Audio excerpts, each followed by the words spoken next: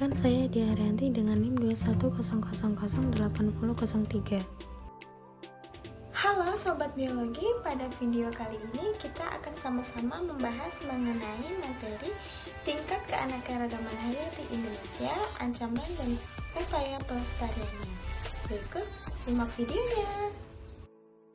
Sebelum masuk pada pembahasan materi, perlu kita ketahui dahulu kompetensi dasar dari video kali ini, yaitu 3.2 menganalisis berbagai tingkat keanekaragaman hayati Indonesia beserta ancaman dan pelestariannya. Dengan tujuan pembelajaran, yang pertama mengetahui tingkatan keanekaragaman hayati, yang kedua mengetahui faktor yang dapat mengancam keanekaragaman hayati, yang ketiga upaya pelestarian yang dilakukan.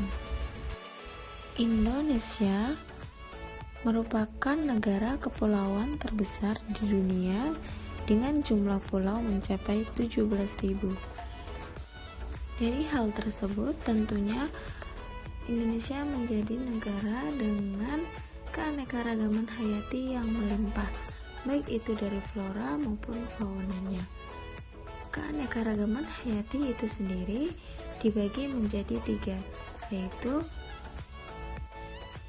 keanekaragaman hayati tingkat gen, yang kedua tingkat spesies, dan yang ketiga tingkat ekosistem. Yang mana hal tersebut menjadi kompleks dalam kehidupan. Yang pertama yaitu keanekaragaman tingkat gen, yang mana keanekaragaman tingkat gen merupakan keanekaragaman yang paling rendah atau sederhana. Contohnya yaitu seperti keanekaragaman rambut dan warna kulit pada manusia.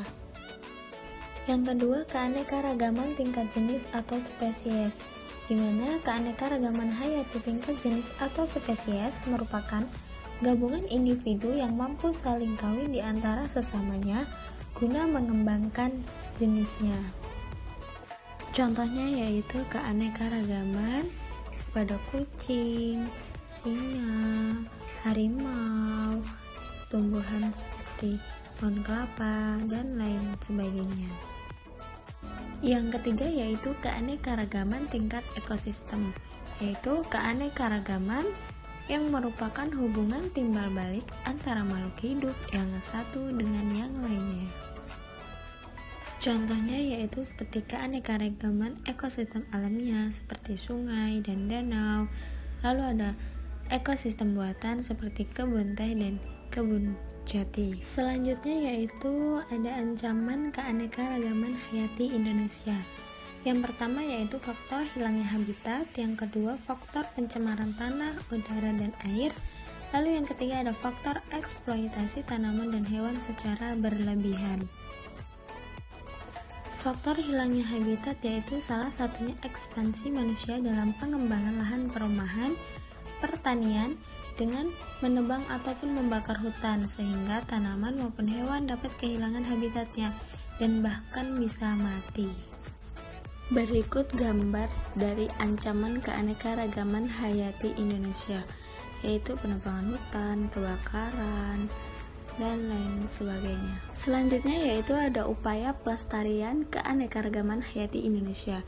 Yang pertama yaitu ada pelestarian in situ, dan yang kedua yaitu ada pelestarian ex situ. Pelestarian in situ adalah pelestarian yang dilakukan di habitat tempat aslinya, yaitu tanpa mengeluarkan tanaman maupun hewan tersebut. Sedangkan pelestarian ex situ yaitu pelestarian keanekaragaman hayati baik hewan maupun tumbuhan dengan cara dikeluarkan dari habitat aslinya dan dipelihara di tempat lain. Pelestarian ex situ bisa dilakukan dengan cara sebagai berikut, yaitu kebun koleksi, kebun plasma nutfah, kebun binatang, dan juga kebun raya. Selain itu, contoh cagar biosfer pelestarian keanekaragaman hayati di Indonesia yaitu Kebun Raya Cibodas, Taman Nasional Komodo, Taman Nasional Gunung Leuser, Taman Nasional Bukit Batu, dan Taman Nasional Wakatobi. Nah, untuk mengetahui seberapa jauh pemahaman kalian, berikut terdapat kegiatan mandiri yang bisa kalian lakukan di sekitar kalian, yaitu mengenai bagaimana keanekaragaman hayati di lingkungan sekitar kalian. Berikut langkah kerja yang bisa kalian lakukan. Yang pertama, amatilah hewan dan tumbuhan yang ada di sekitar tempat tinggal kalian maupun sekolah kalian. Yang kedua yaitu catat hasil observasi kalian.